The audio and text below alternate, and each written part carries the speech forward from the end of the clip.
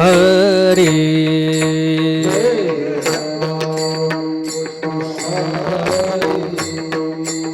जय जय राम कृष्ण हरी. जय राम कृष्ण हरी. जय जय राम कृष्ण हरी. जय जय राम कृष्ण हरी. जय राम कृष्ण हरी. रूप पाहता लोचनी.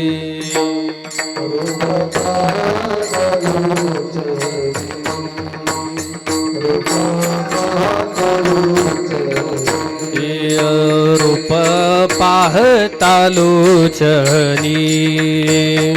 रूप पाहता लोचनी.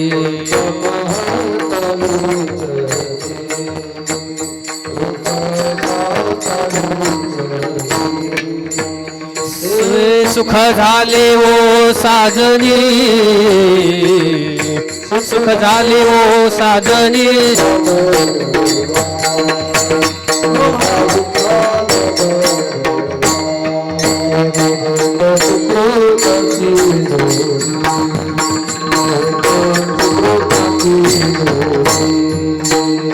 बहुता सुखताची जोडी.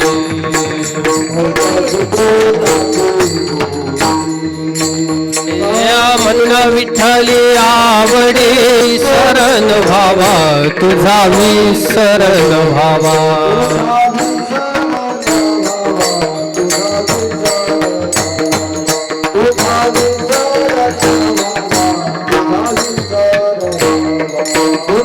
गाईन आवडी.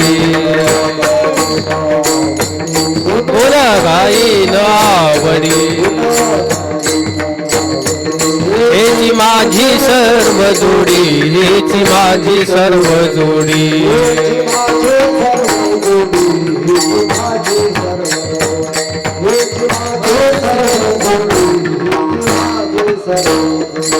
नलगे मुक्ती धन संपदा. नलगे मुक्ती आणि संपदा. संत संग दे सदा. संत संग दे सदा.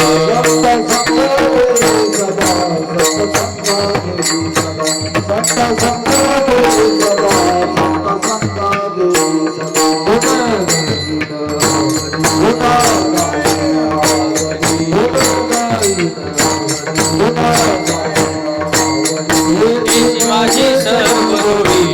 माझी सर्व जोडी.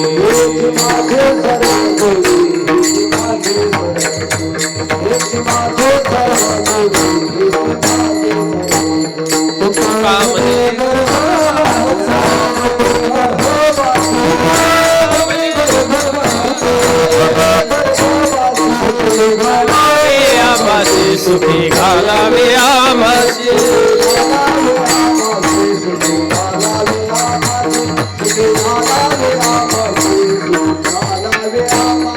बोला गाईन आवडी. बोला गाईन आवडी. माझी सर्व जोडी. माझी सर्व जोडी.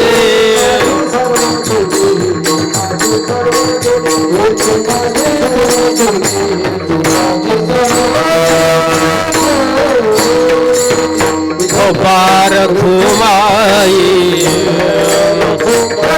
देखो बार घुमाई. देखो बार घुमाई.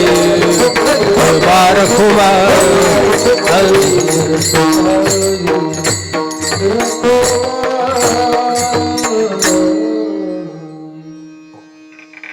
हरी विठ्ठल.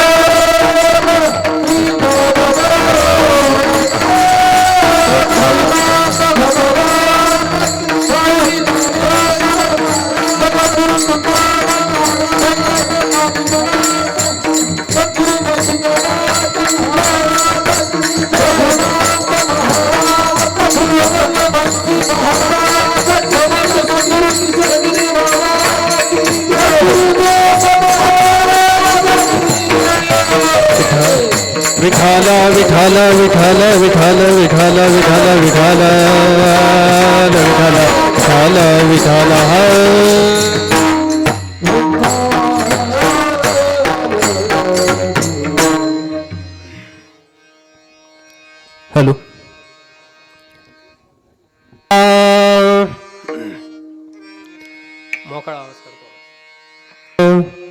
गुण गायीन आवडी हीची माझी सर्व जोडी. न लगे मुक्ती धन संपदा, न लगे मुक्ती धन संपदा, संत संग दे सदा. गुण गायीन आवडी हीची माझी सर्व जोडी. तुका म्हणे गर्भवासी, तुका म्हणे गर्भवासी, सुखे घालावे आम्हासी. गुण गायीन आवडी हीची माझी सर्व जोडी. महायोग पीठे तटे भीमरथ्या, वरम पुंडरीकाय दातो मुनींद्रे. समागत्य तिष्ठन्तमानंद कंदं, परब्रह्मलिंगं भजे पांडुरंगं.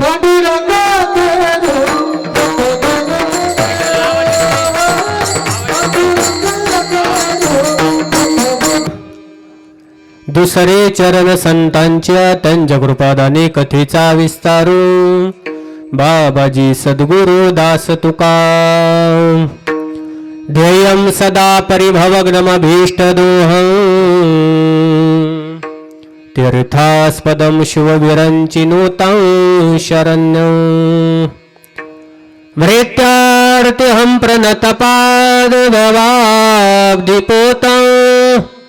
वंदे महापुरुष ते चरणारविंदम. ज्यांचे गावी केला वास त्यासी नसावे उदास. ओम नमो ज्ञानेश्वरा करुणा करा दया. तुमचा अनुग्रह लाधलो पावन झालो चराचरी. काषाय वस्त्रं करदंडधारिणं. कमंडलुं पद्मकरेण शंखं. चक्रं गदा भूषित भूषणाढ्यं. श्रीपादराजं शरणं प्रपद्ये. जयांचे केलिया स्मरण, होय सकळ विद्यांचे अधिकरण. तेची वंदू श्री चरण श्री गुरूंचे ते नमस्कारुनी आता.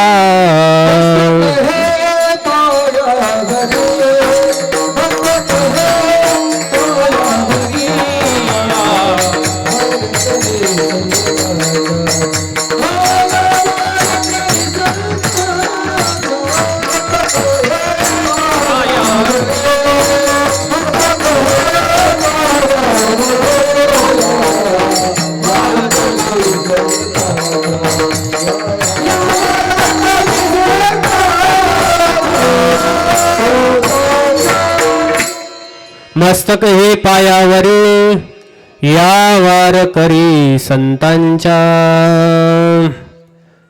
हे चिदान देगा देवा, हे चिदान देगा देवा. तुझा विसरण भावा. गुण गायीन आवडी हीची माझी सर्व जोडी. प्रस्तुत प्राप्त प्रसंगी कीर्तनरूपी सेवेकरता निवडलेला अभंग. देहूचे सुप्रसिद्ध साधू श्री संत जगद्गुरु तुकोबाराय यांचा भगवंताकडे मागणी मागणारा अभंग सेवेकरता निवडला आहे. विठ्ठल विठ्ठल.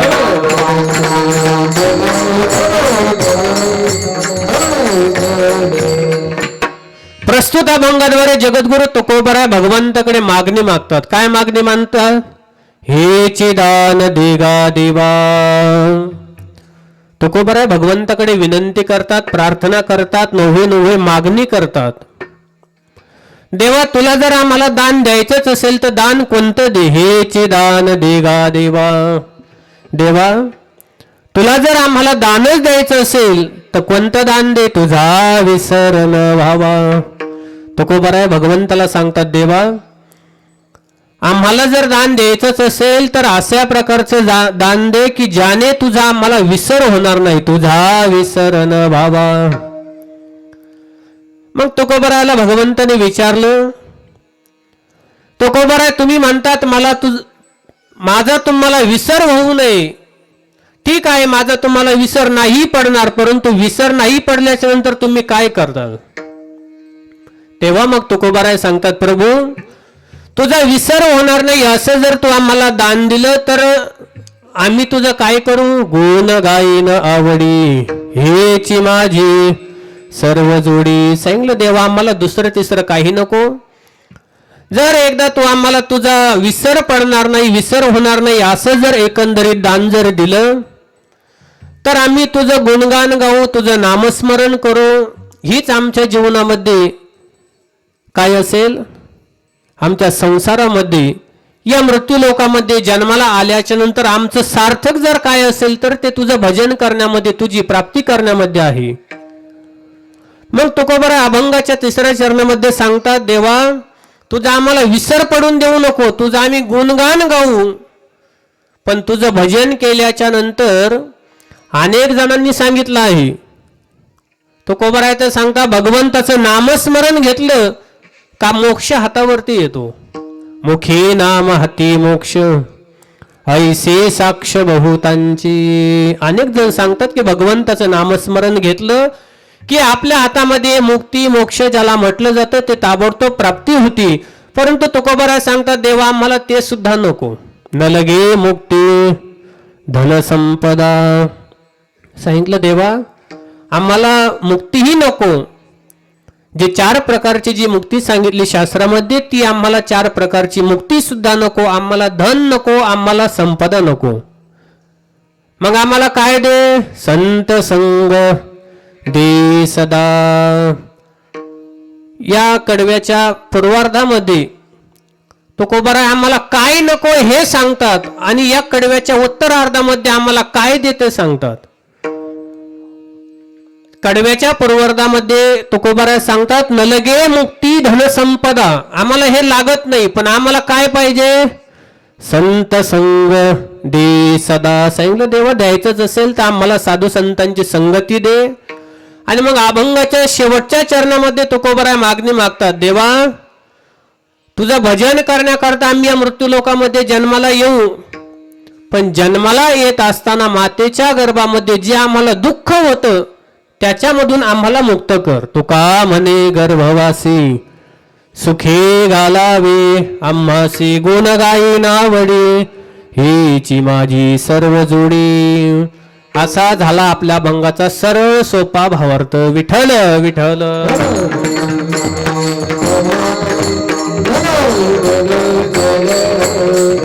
अभंगाला चिंतनाला सुरुवात करण्या अगोदर थोडासा परिहार देणे गरजेचे आहे आणि तो असा की सालाबाद प्रमाणे चालत असलेला आपला हा नामयज्ञ सोहळा सकल साधुसंतांच्या पदस्पर्शाने पुनीत झालेली भूमी आपलं हे श्री क्षेत्र राजेगाव आणि आपल्या गावामध्ये चैतन्य कानिपनाथ भगवंताच्या दरबारामध्ये दशमी निमित्त आपण करत असलेला हा नामयज्ञ सोहळा, हा सप्ताह.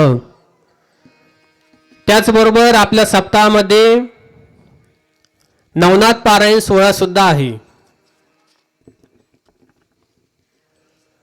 चैतन्य कानिपनाथाच्या दरबारामध्ये सगळ साधू संतांच्या आशीर्वादाने सद्गुरू वैकुंठवासी मच्छिंद्र बाबा, सद्गुरू वैकुंठवासी नारायण बाबा, सद्गुरू रघुनाथ बाबा उमरेकर आदी करून सकल साधू संतांच्या आशीर्वादाने पदस्पर्शाने पुनीत झालेली भूमी आणि या साधू संतांच्या आशीर्वादाने कानिपनाथ भगवंताच्या दरबारामध्ये आपला चालत असलेला हा नामयज्ञ सोहळा. आणि या सप्ताहामध्ये आज 7व्या दिवसाची कीर्तन रूपी सेवा सर्व ग्रामस्थांच्या वतीने माझ्याकडे आजची सेवा आलेली आहे. आपल्या ग्रामस्थांचा अगोदर कथा ठेवायचं ठरलं होतं, पण पुन्हा नंतर नियोजन चेंज झालं, कार्यक्रमामध्ये बदल झाला. म्हटले महाराज कथा या वर्षी नको, आता कथा 2-3 वर्षे सलग झाली, मग आता या वर्षी आपण कीर्तन ठेवू. म्हटलं ठीक आहे, कीर्तन ठेवा, कथा ठेवा, काहीही ठेवा, परंतु 8 दिवस कानिपनाथ भगवंताचा उत्सव आपल्या गावामध्ये चंद्र सूर्य असेपर्यंत असाच चालू राहू द्या, एवढी मी भगवंताकडे प्रार्थना करील आणि अभंग सोडण्याकरता सुरुवात करील. विठ्ठल विठ्ठल.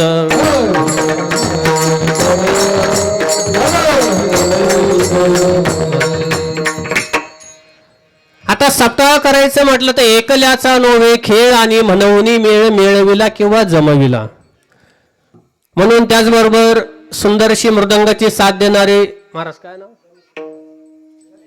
आदरणीय हरिभक्तपरायण गणेश महाराज ते सुद्धा आपल्या गावामध्ये उपस्थित आहे. त्यांनाही सर्वांच्या वतीने त्यांचे आभार व्यक्त करू, त्यांना कोटी कोटी धन्यवाद देऊ. गायनाचार्य असणारे हरिभक्तपरायण राम महाराज त्यांनाही सर्व आपल्या ग्रामस्थांच्या वतीने त्यांनाही कोटी कोटी धन्यवाद देऊ. हरिभक्तपरायण वांडेकर महाराज त्यांनाही सर्व ग्रामस्थांच्या वतीने त्यांचेही आभार व्यक्त करू, त्यांनाही कोटी कोटी धन्यवाद देऊ. इकडे असणारे आपले आदरणीय हरिभक्तपरायण महादेव महाराज जावारे त्यांनी आपली दिंडी सुरू झाल्यापासून मृदंगाची सेवा करत आहेत.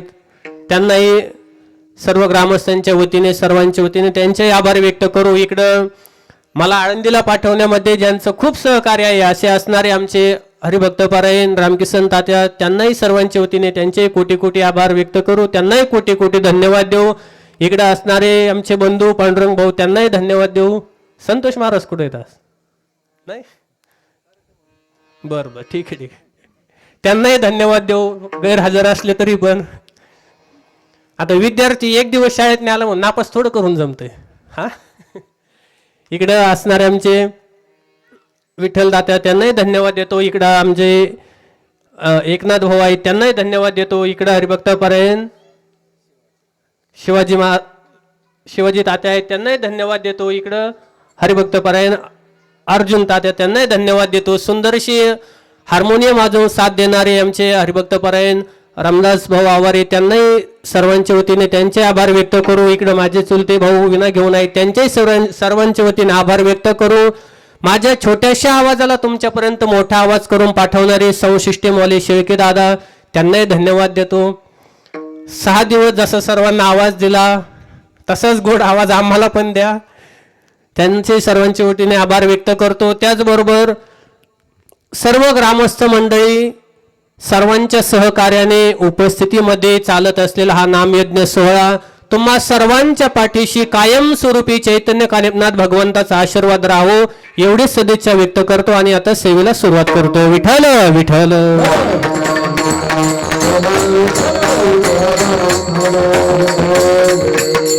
या अभंगाद्वारे जगद्गुरु तुकोबराय भगवंताकडे मागणी मागतात. तुम्ही म्हणताल साधू संतांनी पण मागणी मागितली का? नाही, बिलकुल नाही. परंतु तुकोबरायांची भजनाची साधनाची इतकं सामर्थ्य, इतकं भजन केल्याच्या नंतर जेव्हा तुकोबरा एके दिवशी भगवंताच्या दरबारामध्ये गेले, भगवंताच्या दारामध्ये गेल्याच्या नंतर तुकोबरा यांना भगवंतानी म्हणावं तुम्ही काहीतरी मागा. पण तुकोबरायाने खाली बघितलं, काही बोलले नाही. पण देव म्हणत आहे तुकोबराया आज मला तुम्हाला काहीतरी देण्याची इच्छा आहे आणि तुम्ही काहीतरी मागा मागा मागा जसं म्हणत राहिले. तेव्हा तुकोबराय म्हटले देवा नको, आम्हाला काहीच नको. मग तुम्ही म्हणताल या ठिकाणी दान देण्यासाठी भगवंत आहे आणि मागणारे साक्षात तुकोबराय आहेत. आता तुकोबराय म्हणतात देवा आम्हाला काहीच नको, आता दान देण्यासाठी भगवंत आहे, मागणारे तुकोबराय आहेत. दानाचे शास्त्रामध्ये अनेक वेगवेगळ्या प्रकारचे दानाचे प्रकार सांगितलेले आहेत. मग आता तुकोबराय भगवंताला म्हणत आहे देवा मला काहीच नको. पण तुकोबराय म्हणतात, भगवंत म्हणतात तुम्ही काहीतरी मागाच. तुकोबराय म्हणतात मागितलं असतं पण आमच्या वाडवडिलांपासून परंपरा चालत आलेली आहे.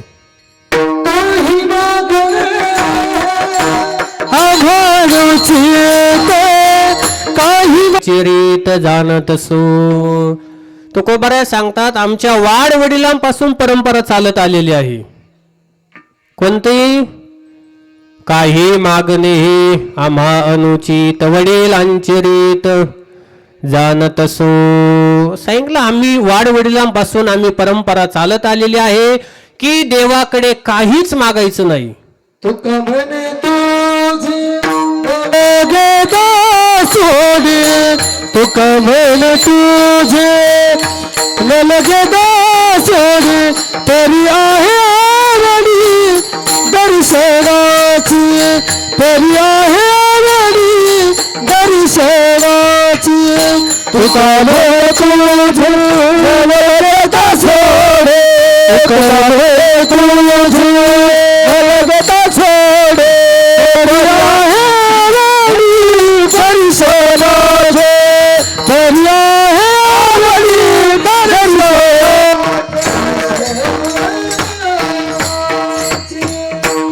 तुकोबाराय सांगतात देवा आम्हाला काहीच नको, आमची आवड फक्त एकच आहे. कोणती? तुझ्या दर्शनाची आम्हाला आवड आहे.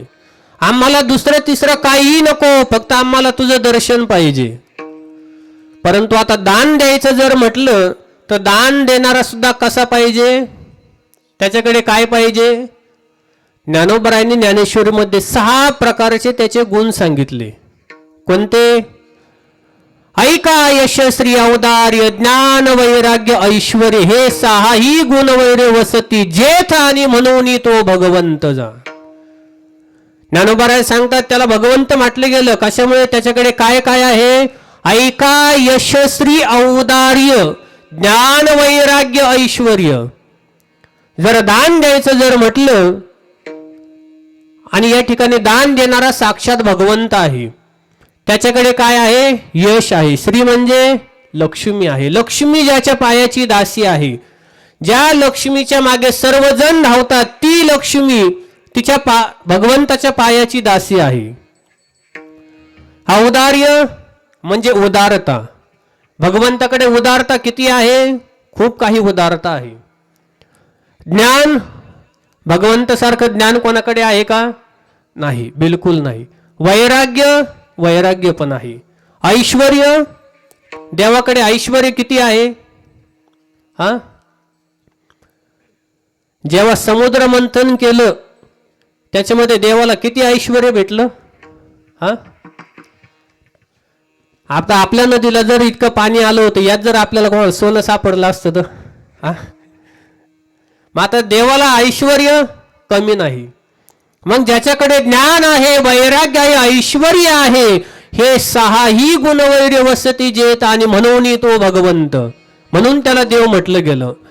तुकोबारायांना विचारलं भगवंत कोणाला म्हणावं, भगवान कोणाला म्हणावं? तेव्हा तुकोबाराय सुद्धा उत्तर देतात, षडगुण ऐश्वर्य संपन्न तोची भगवंत जाण. तुकोबाराय सांगतात ज्याच्याकडे षडगुण ऐश्वर्य आहेत, जे ज्ञानोबारायांनी सांगितले ते षडगुण ऐश्वर्य ज्याच्याकडे आहे त्याला भगवंत म्हणावं. मग आता इतके गुण ज्याच्याकडे आहे त्याला भगवंत म्हटलं गेलं, मग आता त्या देवाकडे दान देण्यासाठी उदारता आहे का? तुझे कदान सुरदाता तुझे कदान सुरदाता तुझे कदान सुरदाता तुझे कदान विटेवरी जाची पाऊल समान तुझे कदान सुरदाता तुझे कदान सुरदाता विटेवरी जाची पाऊल समान तुझे कदान सुरदाता तुझे कदान सुरदाता.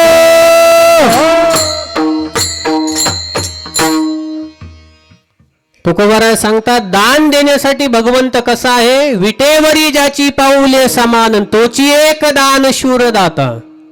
तुकोबाराय सांगतात त्या देवासारखं, त्या भगवंतासारखं या जगतामध्ये दान देण्यामध्ये उदार कोणीच नाही. तोची एक दान शूरदाता. शूर कोणालाही म्हणत नाहीत. शूर वळखावा रणांगणी, साधू वळखावा मरणी, त्याला शूर म्हटलं गेलं. आणि त्या भगवंताला तुकोबाराय पदवी देतात की तो दान देण्यामध्ये शूरवीर आहे, शूर आहे तो दान देण्यासाठी. त्याच्यासारखं दान कोणी देऊ शकत नाही. तुम्ही म्हणाल तिने दान दिलं तरी कोणाला? अहो, एका मुलाने वाटीभर दुधासाठी तप केलं तर देवाने त्याला काय दिलं?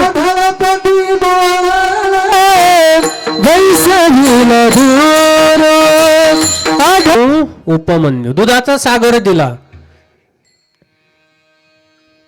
कशाच्या बदल्यात? हा, त्यांनी कशासाठी तप केलं होतं? वाटीभर दुधासाठी. पण देव देण्यामध्ये इतका उदार आहे, इतका उदार आहे की देवानं कसल्याही प्रकारचा विचार केला नाही आणि दुधाचा समुद्रच देऊन टाकला. छोटासा 5 वर्षाचा मुलगा होता. एक दिवस गेला आणि आपल्या बापाच्या मांडीवरती बसला. आता बापाच्या मांडीवरती बसल्याच्या नंतर त्याची सावत्र आई आली आणि तिने त्याला बापाच्या मांडीवरून खाली वढवलं आणि सांगितलं, तुझा बापाच्या मांडीवरती बसायचा अधिकार नाही, तो फक्त माझ्या मुलाचा आहे. आणि त्याच्या 2 गालामध्ये मारल्या. तो रडत रडत आपल्या आईकडे गेला आणि आईकडे गेल्याच्या नंतर आईने रडण्याचं कारण विचारलं. त्यानं घडलेला प्रकार सांगितला. आईने सांगितलं, अरे बाळा, काही काळजी करू नकोस.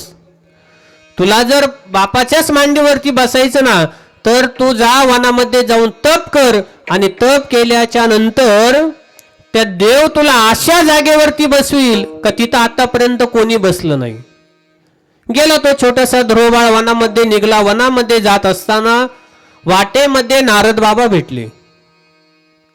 आता नारद बाबा भेटले. नारद बाबा कोण आहेत? संत आहेत. आता साधू संत भेटल्याच्या नंतर आपण काय विचारलं पाहिजे? हा,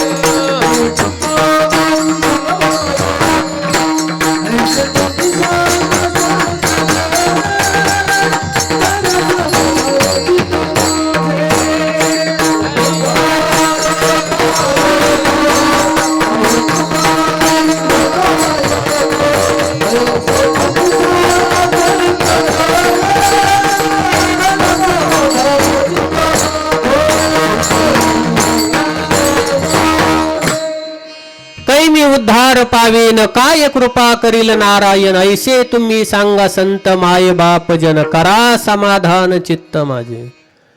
तुकोबाराय सांगता, साधू संत भेटल्याच्या नंतर माणसाने त्यांना विचारलं पाहिजे, काय कधी माझा उद्धार होईल.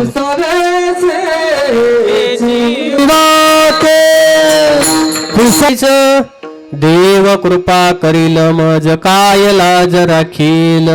तुकोबाराय सांगतात, जो जो भेटेल, जे जे भूत भेटेल. ते म्हणताल आता भूत भेटल्यावर विचारायचं म्हटलं मग भूत कुठं राहत. हा, पण भूत कोणाला म्हटलं आहे? हा, बोला ना, तुम्ही बोलले तर कीर्तन होईल. भूत कोणाला म्हटलं? आजच्या कीर्तन करायला. मग हा, माणसालाच भूत म्हटलं गेलं. ज्ञानोबाराय सुद्धा पसायदानामध्ये म्हणतात ना, काय म्हणतात? भूता परस्परे पडो मैत्र जीवांचे. प्रत्येकाला भूत म्हटलं गेलंय. मग आता तुकोबाराय सांगतात की जेव्हा साधू संत भेटतात तेव्हा आपण विचारलं पाहिजे, देव माझ्यावरती कृपा करेल का, देव मला भेटेल का. पण आपण ते सोडून दुसरंच विचारतो. हा, तुका म्हणे कैसे आंधळे हे जन, गेरे विसरुनी खऱ्या देवा. तुकोबाराय म्हणतात, साधू संत भेटल्याच्या नंतर देवाविषयी विचारायला पाहिजे, पण आपण देवाविषयी विचारतच नाही. एक लग्न झालेलं जोडपं माझ्या पाया पडायला आलं. पाया पडल्याच्या नंतर त्यानं 200 रुपयाची नोट काढली, माझ्या पायावर ठेवली. पण म्हटलं, महाराज नोट तेव्हाच उचलायची जेव्हा माझं भविष्य सांगताल तेव्हा. म्हटलं, काय बाबा तुझं काय भविष्य आहे? म्हटलं, काय नाही. म्हटलं, माझं लग्न झालं, माझी पत्नी प्रेग्नेंट आहे, पण हिला नेमकं मुलगा होईल का मुलगी होईल?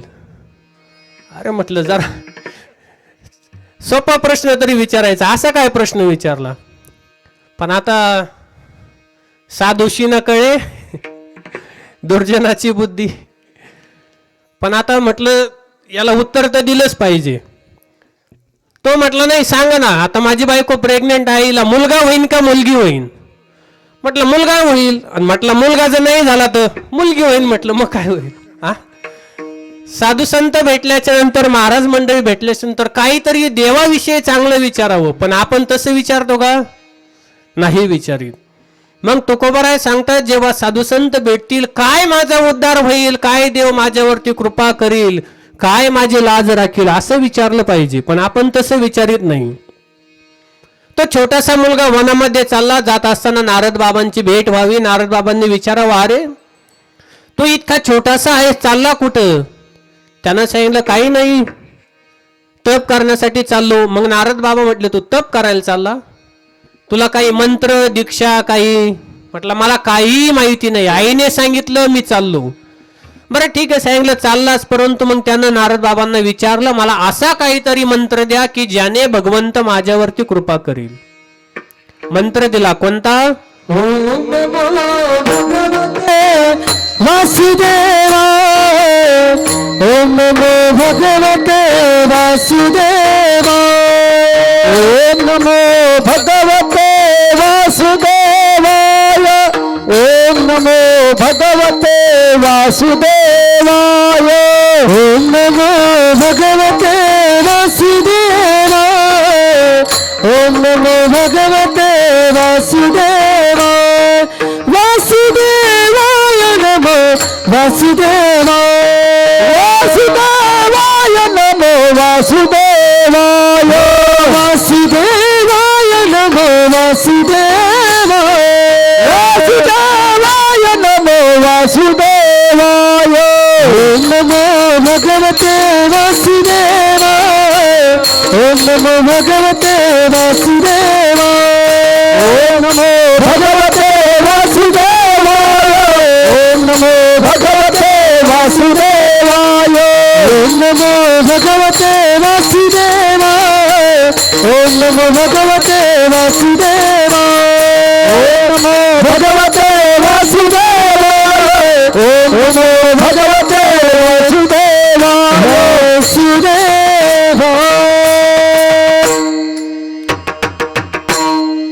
नारद बाबांनी ध्रुव बाळाला मंत्र दिला. कोणता दिला? हा, तुम्ही ऐकला ना आता? ओम नमो भगवते वासुदेवाय असा मंत्र दिला. त्या मंत्राचा ध्रुव बाळानं जप केला, तप केलं. तप केल्याच्या नंतर भगवंत प्रसन्न झाले आणि बापाच्या मांडी करता तप केलं. पण भगवंतांनी काय दिलं? आढळपदी ध्रुव बैसविला. इतका भगवंत देण्यामध्ये उदार आहे.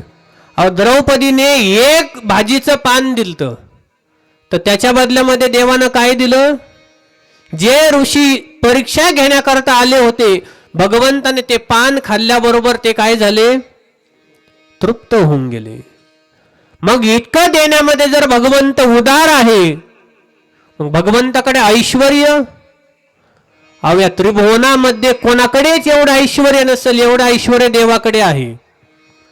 मग देवाकडे सत्ता, हा दान द्यायचं म्हणलं सत्ता पण पाहिजे, उदारता पण पाहिजे. नाहीतर मग काही काहींना पार स्मशान भूमीपर्यंत जाते, पण रुपये देव वाटत नाही. हा, एक जण इतका चिकट होता, इतका चिकट होता का त्याला कधी रुपये द्यायचं सुद्धा माहिती नव्हतं. तो असाच एकदा पंढरपूरला गेला.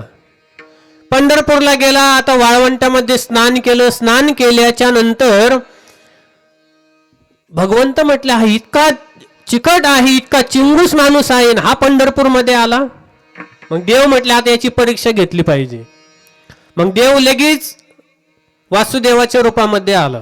वासुदेवच असतात ना, वासुदेवाच्या रूपामध्ये भगवंत तिथं प्रकट झाले. आणि प्रकट झाल्याच्या नंतर हा जसं स्नान करून आला, लगेच भगवंताने सुरू केलं. काय सुरू केलं? आळंदीच्या ज्ञानोबाला, देहूच्या तुकोबाला दान पावलं, असंच म्हणतात ना. आळंदीच्या ज्ञानोबाला देहूच्या तुकोबाला दान पावलं असं भगवंतानी तिथं सुरू केलं. कोणाच्या रूपात? वासुदेवाच्या. आणि आले त्याच्याजवळ. आल्याच्या नंतर मग म्हटले अरे काहीतरी वासुदेवाला दान दे. तो म्हटला काही दान देणार नाही. पण तो म्हटला माझ्याजवळ 1 रुपयाच आहे. आता पंढरपूरला गेला आणि 1च रुपया घेऊन गेला. वासुदेव म्हटले बाबा तेवढे 1 रुपया तरी दे. म्हटलं हा नाही नाही देणारच नाही. आता कधी दान द्यायचं माहिती नाही, कधी पंढरपूरला जायचं माहिती नाही. मग लगेच तो तिथून निघला. निघल्याच्या नंतर त्याचा मुक्काम बी आपल्या तनपुरे बाबाच्या मठात होता. तिथं गेला. तिथं गेल्याच्या नंतर गेटच्या आतमध्ये गेला. रूम मध्ये जात नाही तर तेवढ्यात वासुदेव तिथं पण हजर. आळंदीच्या ज्ञानोबाला देहूच्या तुकोबाला दान पावलं. हा म्हटला बाबा तिथं नाही दिला. हा बाबा इथं आला. आता तिथं गेल्याच्या नंतर पुन्हा सांगायला सुरुवात केली तुझ्या जर रुपया आहे ना तेवढा रुपया तरी दे. हा म्हटला नाही देणार. माझ्याजवळ इनमिन 1च रुपया आहे आणि तो पण तू मागत आहे. नाही देणार मी. हा म्हटला दे बाबा. अरे तेवढा रुपया तरी दे. पंढरपूर मध्ये दान दिल्याच्या नंतर खूप काही तुला प्राप्त होईल. दे. नाही म्हटला नाही देणार. मला रुपया नाही सुटणार. आता दान द्यायचंय. रुपया दान करू वाटाना. पंढरपूरला गेला. हा निघला. पंढरपूर वरून निघला. निघल्याच्या नंतर एसटी मध्ये बसणार. तितक्यामध्ये हे बाबा तिथं हजर. आळंदीच्या ज्ञानोबाला आणि देहूच्या तुकोबाला दान पावलं. आता हा म्हटला वाळवंटामध्ये पण हाच तिथं. हा मठामध्ये गेल्यावर पण हा आला. एसटी मध्ये बसताना बी हाच आला. म्हटलं आता एक काम करू. याला चुकवून आपण आपल्या गावाला निघून जाऊ. यांनी त्या एसटी मध्ये चढायचं नाटक केलं. दुसऱ्या बसमध्ये बसला आणि गावाकडे गेला. गावाकडे गेला. घरी पोहोचत नाही तितक्या देवाने लगेच तिथं प्रकट झाले वासुदेवाच्या रूपामध्ये. आणि हा घरामध्ये बसलेला होता. लगेच दारात जाऊन आवाज दिला आळंदीच्या ज्ञानोबाला. सांगितलं अरे बाबा तुझ्याजवळ तो रुपया तेवढा मला दान दे. हा म्हटला नाही दान देणार. अरे तो म्हटला मी पंढरपूर मधून तुझ्या पाठीमाग तुझ्या घरापर्यंत आलो. मला जायला काही पैसे लागले असतील का नाही. हा सांगितलं अरे इतक्या लांबपर्यंत तुझ्या घरापर्यंत आलो. अरे तेवढा रुपया मला दान दे. म्हटलं नाही देणार. हा म्हटला तू जर रुपया दान जर नाही दिला तर मी इथून जाणारच नाही. हा म्हटला आता काय करावं. मग म्हटलं आपण एक काम करू. मरायचं नाटक करू. म्हटला मेल्यावर तरी जाईन. म्हटला वासुदेव माग. आता ते देवच वासुदेव स्वरूप धारण करून आलेले. मग यानं लगेच मरायचं नाटक केलं. आता मरायचं नाटक केलं. आरडाओरडा सुरू झाला. हा त्या कशावर सरणावर टाकला. आणि शेवटच्या स्टेपला भगवंताला दया आली. देव म्हटल्यानं नाटक केलं पण लोक खरोखर मारतील याला, पेटून देतील. मग देव तिथं गेले वासुदेवाच्या रूपामध्ये. म्हटले बाबा तुझा रुपया सुटला. हा लगेच म्हणला रुपया सुटला. पठ्ठ्या उठला. विठ्ठल विठ्ठल.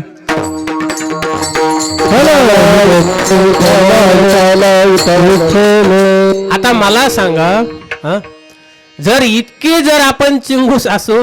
रुपया जर सुटत नसेल तर आपण दान कधी द्यायचो. पण देवाचं तसं आहे का? नाही नाही. देव दान देण्यामध्ये खूप उदारता आहे. आणि हे माझ्या तुकोबरायांना माहिती आहे. तुकोबराय म्हणतात देवा आमच्या वाडवडिलापासून तुझ्या चरणांची सेवा सोडून या व्यतिरिक्त आम्ही काही मागितलं नाही. पण तू जर म्हणत असेल तुकोबराय काही मागा मागा मागा द्यायचंच असेल तर एक दान दे. कोणता? अभंगाचं पहिलं चरण दान दे. तुकोबराय अभंगाच्या पहिल्या चरणामध्ये भगवंताकडे मागणी मागतात. काय मागणी मागतात? हेचे दान दे गा देवा. देवा तुला जर दान द्यायचं असेल तर एवढंच दान दे. कोणतं? तुझा विसर न व्हावा. तुकोबराय म्हणतात देवा जर दान द्यायचंच असेल तर असं दान दे. कोणतं? ज्याने तुझा विसर पडणार नाही. कारण तुकोबरायला माहिती आहे या जगतामध्ये माणसाला विसर लवकर पडतो. आता छोटासा मुलगा आहे. तो आईला जोपर्यंत लहान आहे शाळेतून आला का पहिला आवाज देणार आईला. खेळून आला, गावामधून हरिपाठाला जाऊन आला, कीर्तनाला जाऊन आला, कुठं नाही आला, घरामध्ये आला का पहिला आवाज कोणाला देणार? आई आई आई आई. सारखं आई आई करत राहतो. किती दिवस आई आई करतो? विसरून जातो एक दिवस आईला. कधी? हा, सारखं म्हणत राहतो, कुठूनही आला बाहेरून का आई आई आई आई सारखं चालू राहतं त्याचं. पण आई आई किती दिवस म्हणतो, आईचा बी विसर पडतो. कधी? हा हा, कीर्तन चांगलं लक्षपूर्वक ऐकताय तुम्ही. म्हणजे जेव्हा एकदा लग्न झालं, बायको घरात आली, आईचा विसर पडला. मग तुकोबराय म्हणतात, या मृत्यू लोकामध्ये माणसांना विसर पडतो, म्हणून आम्हाला तुझा कधी विसर पडून देऊ नको. दान द्यायचं तर हे दान दे. भगवंत म्हणतात, तुकोबराय आतापर्यंत लय भक्तांनी दान मागितलं, तुमचं दान जरा मागणं वेगळंच आहे. तुकोबराय म्हणतात, हो ना देवा, या मृत्यू लोकामध्ये लोकांना लय लवकर विसर पडतो. अहो, एक जण डॉक्टरकडे गेला. डॉक्टरला म्हटलं, माझ्या आठवणीमध्ये काही राहत नाही, मला विसर पडतो. म्हटलं, मला काहीतरी पर्याय सांगा. मला कोणी काहीही सांगितलं तरी मला काय होतो, विसर पडतो. 5 मिनिटं झाले. 5 मिनिटं झाल्याच्या नंतर डॉक्टरने विचारलं, हे तुम्हाला केव्हापासून होतं? तो म्हटला, कशाबद्दल विचारलं? म्हणजे 5 मिनिटामध्ये विसरून गेला. मग तुकोबराय सांगतात, देवा, द्यायचं तर दान मला असं दे की आम्हाला तुझा विसर पडून देऊ नको. कारण तुकोबराय भगवंताला सांगतात, देवा, या मृत्यू लोकामध्ये लोक असे आहेत, जोपर्यंत सुख आहे, जोपर्यंत दुःख आहे, तोपर्यंत तुला आठवतील. काय करतील माणसं? जोपर्यंत दुःखामध्ये आहे तोपर्यंत तुला आठवतील, परंतु एकदा का त्यांना सुखाचा डोंगर सापडला रे सापडला, देवा, तुला माणसं विसरून जातील रे. कारण का? दुःखामध्ये आपण भगवंताला आठवण करतो, परंतु सुखामध्ये एक अभंग असा आहे की, आगी लागोत या सुखांजेने हरी नये मुका. आणि जेव्हा तुकोबराय मग भगवंताला सांगतात, देवा, अरे, ज्या पांडवांनी तुझं वनामध्ये भजन केलं आणि सुखामध्ये तुला विसरून गेले. ज्यावेळेस कौरव आणि पांडव हे द्यूतकर्म खेळत होते, आणि द्यूतकर्म खेळत असताना पांडवांनी सर्व काही पणाला लावलं आणि सगळं काही हरून बसले. शेवटी नोवे द्रौपदी सुद्धा त्यांनी पणाला लावली. द्रौपदी सुद्धा हरले, आणि हरल्याच्या नंतर हे वनामध्ये निघून गेले, वनवासामध्ये गेले. आणि वनवासामध्ये गेल्याच्या नंतर तिथं भगवंताची आठवण करत होते. वनामध्ये गेले आणि तिथे जाऊन भगवंताची आठवण करत होते. अखंड वनवास, वनामध्ये वनवासामध्ये दुःखामध्ये देवाला विसरले नाही. परंतु जेव्हा कौरव पांडवांचं युद्ध झालं, युद्ध झाल्याच्या नंतर जेव्हा पांडव जिंकले, राज्य जेव्हा पुन्हा भेटलं, ते सुखाचं राज्य चालू असताना देवाला विसरायचं सोडा, देवाला नेऊन सोडलं. कोणी? अर्जुनाने. कधी? जेव्हा सुख भेटलं, जेव्हा राज्य जेव्हा भेटलं, तेव्हा अर्जुनाने भगवंताला विसरायचं तर सोडा, द्वारकेला नेऊन सोडलं. कधी? सुखामध्ये. दुःखामध्ये काय केलं?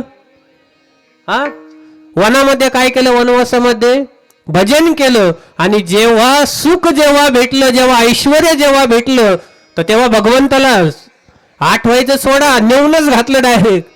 म्हणून तुकोबाराय सांगतात, देवा, आम्हाला तुझा विसर पडून देऊ नको. तुझा जर आम्हाला विसर जर पडला तर आम्हाला किती जन्म घ्यावे लागतील पुन्हा तुला. 84 पचतील खाणी, 84 पचतील खाणी, 84 पचतील खाणी, विसरली तया थोर झाली हाल, पचतील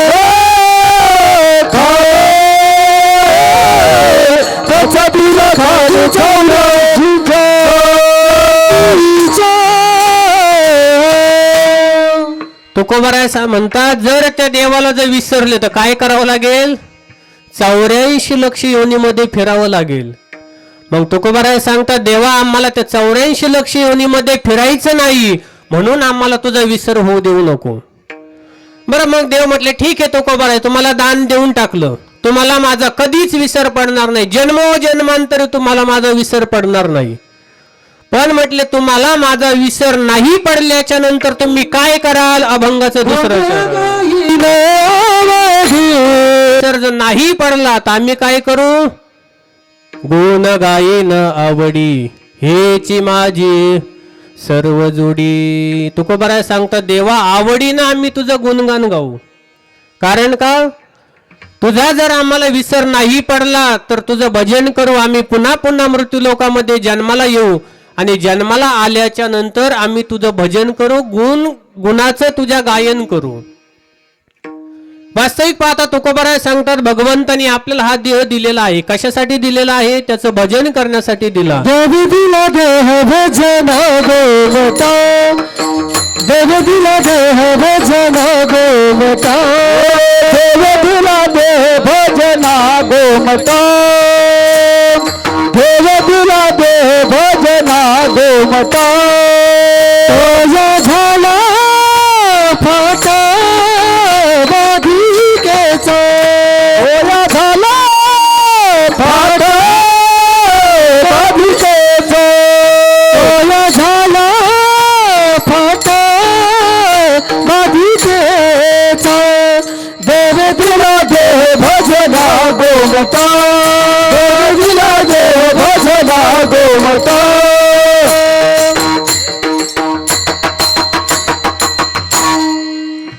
देवे दिला देह भजना गोमटा, तोया झाला फाटा बाधिकेचा. तुकोबाराय सांगतात देवानी त्याचं भजन करण्याकरता आपल्याला हा देह दिला.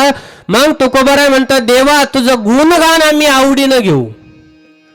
प्रत्येकाची आवड वेगवेगळी राहते, पण आपली आवड कधी बदलल काही सांगता येत नाही. म्हणून तुकोबाराय म्हणतात देवा तुझा आम्हाला विसर पडू नये आणि तुझं आवडीनं भजन करू, आणि आवडीनं भजन करू याचा पण विसर पडून देऊ नको. नाहीतर आवड कधी बदलल सांगता येत नाही. वैकुंठवासी गुरुनाम गुरु इंगळे महाराज नेहमी एक दृष्टांत सांगायचे. म्हणायचे काय झालं, एक जण संक्रांतीचा सण आला आणि बायकोने सांगितलं मला दुकानामधून सगळ्यात महागाची साडी घेऊन या. गेला बिचारा दुकानामध्ये गेला. दुकानामध्ये गेल्याच्या नंतर दुकानदाराला म्हटला दादा तुमच्याकडे सगळ्यात महागाची साडी जी असेल ती द्या. दुकानदार म्हटले बाबा खेड्या गावामधलं माझं दुकान आहे, सगळ्यात महागाची साडी म्हणलं तर 5,000ची साडी, याच्यापेक्षा जास्त महागाची साडी तर नाही माझ्याकडं. म्हटलं ठीक आहे ती आहे ना सगळ्यात महागाची ती साडी द्या.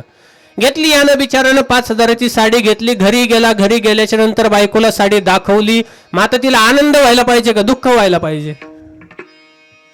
हा तिला ती साडी आवडायला पाहिजे का नाही आवडायला पाहिजे? हा पण बिचारीला साडी आवडलीच नाही. हा म्हटला मी दुकानामध्ये सगळ्यात महागाची साडी 5,000ची साडी घेऊन आलो आणि तुला आवडली नाही. म्हटली नाही नाही मला आवडलीच नाही, नको मला ती साडी नेऊन द्या. हा म्हटलं ठीक आहे बाबा नेऊन देतो. हा गेला दुकानामध्ये नेऊन साडी दिली. म्हटलं दादा माफ करा माझ्या बायकोला साडी आवडली नाही आणि म्हणून आता मी तुम्हाला पुन्हा रिटर्न देत आहे. म्हटलं ठीक आहे बाबा माझा तो व्यवसायच आहे दे. यानं साडी ठेवली आणि पुन्हा 1 वर्षानंतर पुन्हा तो त्याच दुकानामध्ये गेला. म्हटलं दादा मागच्या वर्षी तुम्ही जी मला साडी दिलती 5,000ची सगळ्यात महागाची ती आहे का? तो म्हटला हो आहे ना जपून ती देऊ. म्हटलं देता का तेवढी? म्हटलं देतो. पण म्हटलं का हो मागच्या वेळेस साडी नेली त्यावेळेस तुमच्या बायकोला साडी आवडली नाही, मग आता यावेळेस साडी कस काय आवडली? म्हटलं बायकोला साडी नाही आवडली. म्हटलं मग बायकोची आवड बदलली का? म्हटलं नाही नाही बायकोची आवड बी नाही बदलली. मग म्हणला काय झालं? मला बायकोच बदलली. विठ्ठल विठ्ठल.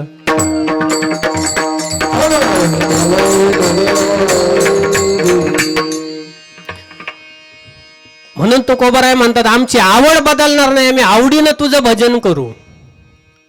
अहो एक जण सारखा पुस्तकच वाचायचा. आता पुस्तक वाचत असताना एक दिवस बायकोनं विचारलं का हो सारखं त्या पुस्तकाकडेच बघता, पुस्तक वाचता, त्या पुस्तकाकडे बघता, कधी मध्ये माझ्याकडे बी बघत जाना. म्हटलं नाही नाही तुझ्याकडे नाही बघत, आता आजपासून मला नुसतं कॅलेंडरच बघतो. ती म्हटली हा आता पुस्तक सोडून दिलं, मला बघायचं सोडून दिलं, नुसतं कॅलेंडर का बघता? म्हटलं नाही नाही कसं आहे, म्हटलं कॅलेंडर प्रत्येक वर्षी बदलत ना, तू थोडी बदलणार आहेस. म्हणजे तुकोबाराय म्हणतात देवा आमची आवड बदलणार नाही. आम्ही आवडीनं तुझं भजन करू. गुण गाईन आवडीन हीची माझी सर्व जोडी. सांगितलं आम्ही मृत्यूलोकामध्ये जन्माला येऊ आणि जन्माला आल्याच्या नंतर आवडीनं तुझं गुणगान घेऊ. मग तुकोबारायला भगवंत म्हणतात बस का तुकोबाराय एवढीच मागणी का? नाही, तुकोबाराय म्हणतात देवा आम्ही जन्माला येऊ आल्याच्या नंतर आम्हाला तुझा विसर पडून देऊ नको. तुझा आम्ही आवडीनं भजन करू आणि त्याच्याच बरोबर आम्हाला काय देऊ नको. अभंगाचं तिसरं चरण.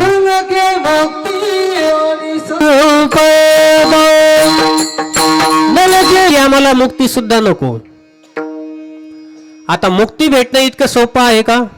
हा, मुक्ती भेटण्यासाठी ज्ञानोबराय काय सांगतात? गुणकुसुमांची माळा घेऊन या मुक्ती बाळा, वैराग्य निरपेक्षतेचा गळा गिवसीत पावे. ज्ञानोबराय सांगतात गुणकुसुमांची माळा आणि घेऊन या मुक्ती बाळा.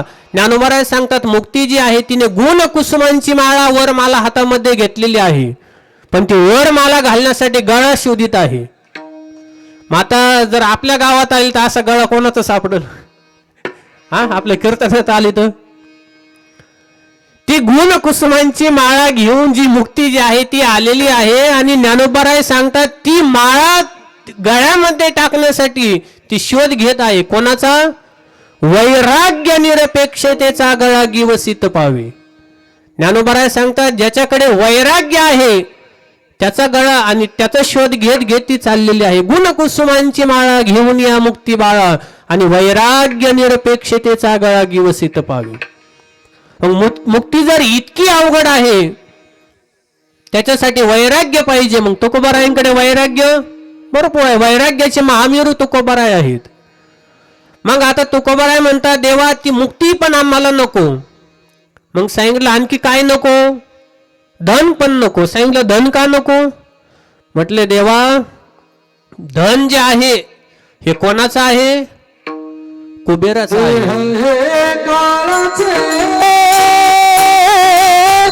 धन कुबेराचे येथे माणसाचे काय आहे? येथे माणसाचे काय आहे? येथे माणसाचे काय आहे? देह काळाचे धन कुबेराचे देह काळाचे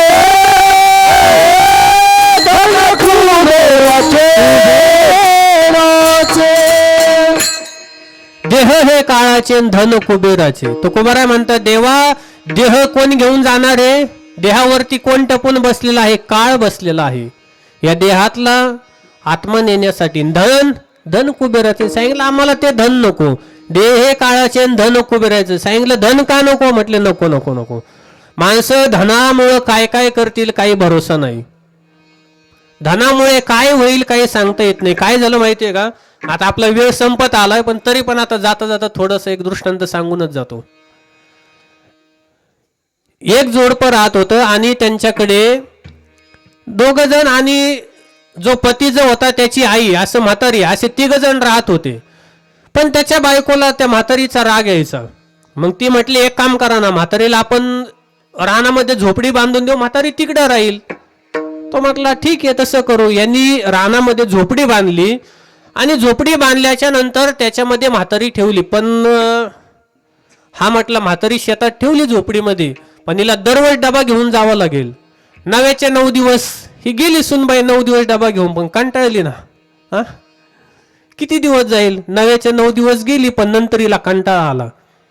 ही म्हटली आता आपण एक काम करू ना, आपल्याला याचा कंटाळा येतोय ना दररोज डबा द्यायचा. म्हटला एक काम करायचं, म्हातारी झोपडीत असली का झोपडं पेटून द्यायचं, मग डबा द्यायचा कामच नाही राहिलं. मग एक दिवस नेमकं झालं असं की शेजारी शेतामध्ये हिरवं काहीतरी होतं आणि कोणाच्या तरी गाई म्हशी ते हिरवं खाण्यासाठी आल्या आणि म्हातारी नेमकं त्या गाई म्हशी हाणण्याकरता तिकडे गेली. ही सुनबाई आली आणि झोपडं पेटून दिलं. हिला वाटलं म्हातारी जळून खाक झाली. म्हातारीनं बघितलं आर म्हणली सुनबाईनं तर आपलं मागं झोपडं पेटून दिलं, म्हणजे आपल्याला मारायचा प्रयत्न केला का? बरं म्हटलं ठीक आहे सुनबाईला धडा शिकूच आपण. मग ही एका झाडावरती लपून बसली. सुनबाई घरी गेली. घरी गेल्याच्या नंतर पती घरी आला आणि म्हटली, अहो झोपडीला आग लागली आणि म्हातारी मरून गेली. अरे याला खूप दुःख झालं. म्हटला आई कशी बशी नव्हती घरामध्ये राहत, झोपडं बांधून दिलं, तिकडे शेतामध्ये राहत होती, पण म्हातारी गेली. म्हटलं वाईट वाटलं खूप. आता काय करायचं काय करायचं. ही म्हटली नाही ना, झोपडीला आग लागली, मी नेमकं डबा ठेवायला गेले आणि तोपर्यंत झोपडं पेटून गेलं. झोपडं जळून खाक झालं आणि म्हातारी त्याच्यामध्ये मेली. आता इकडं म्हातारी दिवसभर त्या झाडावर बसली. ती गजन चोरी केली आणि ते चोरी केलेलं जेवढं काही सोनं नाणं होतं ते वाटून घेण्यासाठी त्या झाडाखाली जाऊन बसली. आता जसे झाडाखाली बसले, आता मला सांगा एक भाकरीचे 3 भाग होतेत का 4 होतेत? हा, भाकर मोडल्यावर भाग किती होतेत? 4. मग आता यांना सोनं वाटून घ्यायचं होतं चोरी केल्यावर, मग त्याचे भाग किती करावे लागले असतील? हा, 4 वाटे केले. पण 4 वाटे केले पण चोर तिघच होते ना.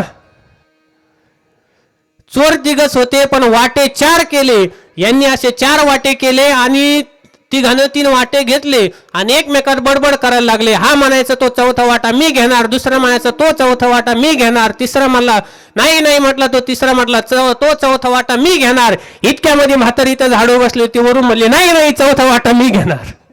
यांना वाटलं भूतशी ते तिथंच वाटे टाकून पळून गेले.